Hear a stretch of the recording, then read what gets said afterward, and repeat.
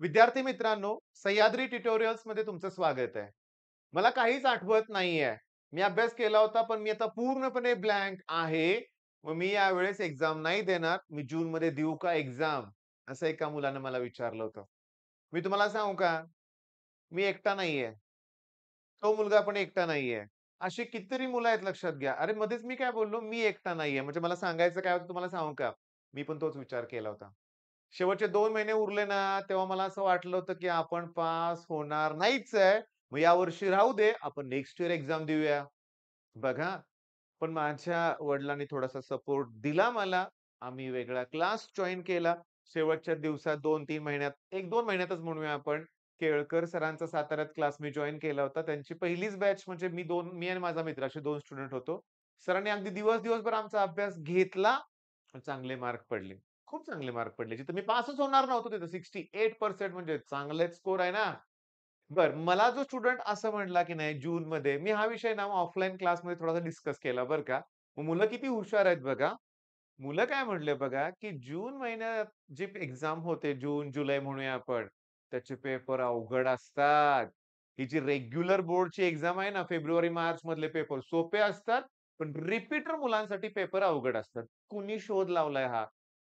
बघा द्यायची ना हा विचार डोक्यातून काढून टाकायचा आहे आपल्याला. पण मुलं किती हुशार असतात बघा. अजून एका मुलाने पुढचा शोध काय लावला बघा. खूप मुलं असतात. बघा, आता एक्झाममध्ये खूप मुलं असतात. बघा त्याचं म्हणणं काय होतं ते. पण जुलैच्या एक्झाममध्ये कमी मुलं असतात. म्हणजे एका वर्गात फार थोडी मुलं असतात. सुपरवायझर 2-2 असतात. मग डॅश डॅश करताच येत नाही. आता डॅश डॅश म्हणजे समजून घ्या. मुद्दा काय आहे बघा, थोडंसं ना तुमच्याशी गप्पा मारायच्या होत्या म्हणून हे मी बोललो. पण हा विचार ना येतो. अगदी चांगल्या-चांगल्या मुलांच्या मनात पण येतो, की मला आठवेल का? ओके, पेपर तर सोपा जाईल ना? इथं ना तुम्हाला तुमचा माइंडसेट चेंज करायचा आहे. का नाही आठवणार? आठवणार ना.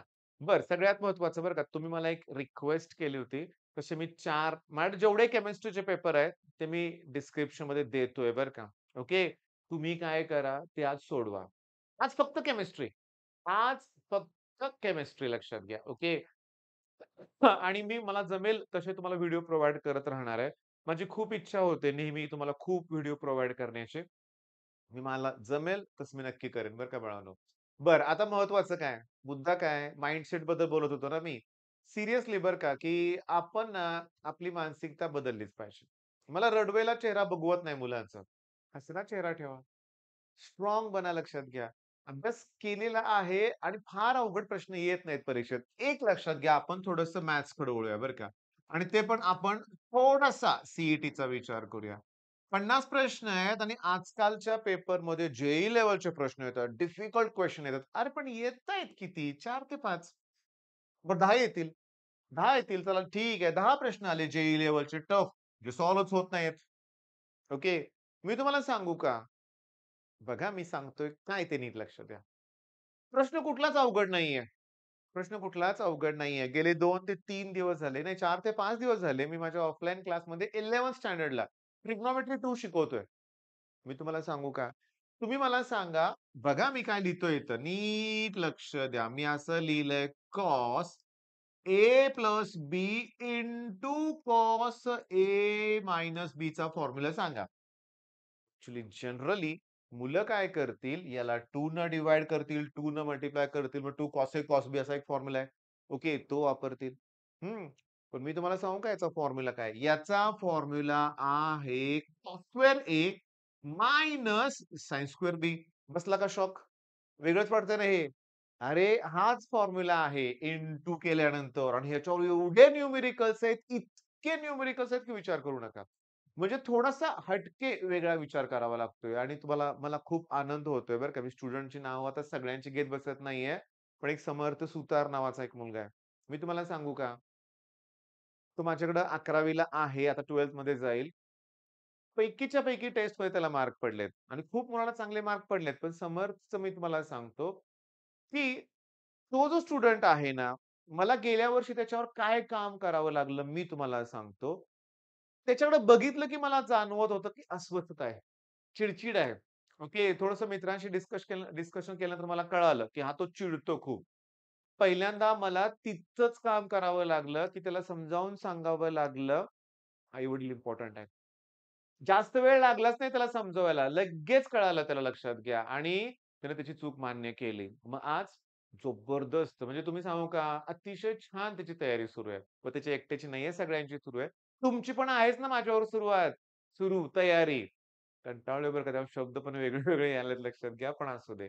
मग सगळं तुम्हाला आठवणार आहे. आज आज फक्त केमिस्ट्री. आज फक्त केमिस्ट्री. ते दिलेले पेपर सॉल्व्ह करा.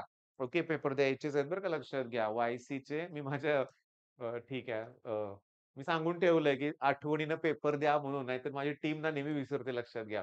ओके, मग केमिस्ट्रीचं पण डिस्क्रिप्शनमध्ये द्यायचं आहे आणि आणखीन कुठलं द्यायचं आहे? वाय-सीचे पेपर आणि विवेकानंद कॉलेजचे, कोल्हापूरचे पेपर. एक्स्ट्राऑर्डिनरी एवढं सोडवा बास फक्त. बाकी काही नाही. आज एवढं कंप्लीट करा बरं का. आणि त्याचबरोबर थोडा वेळ इंग्लिशला देऊया ना आज पण. आज आहे 18 फेब्रुवारी ना. आता उद्या आपला महत्त्वाचा सण आहे.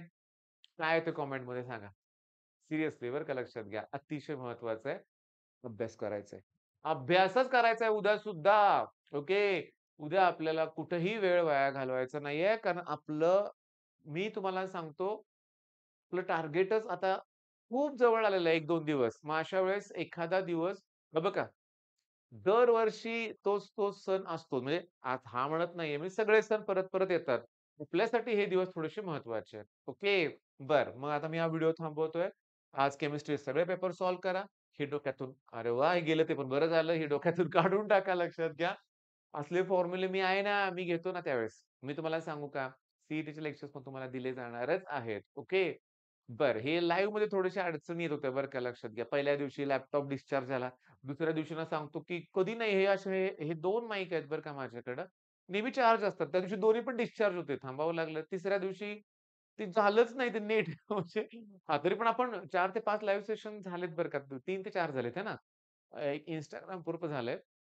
मग आज जमलं तर लाईव्ह सेशन पण घेईन, कारण मनीष आहे आज सुट्टीसाठी आलाय तो. ओके, मग लाईव्ह सेशन पण घेईन, रेकॉर्डेड लेक्चर्स पण प्रोव्हाईड करेन. तुम्हाला काम तर दिलेलंच आहे. केमिस्ट्री पेपर सॉल्व्ह करा. All the best.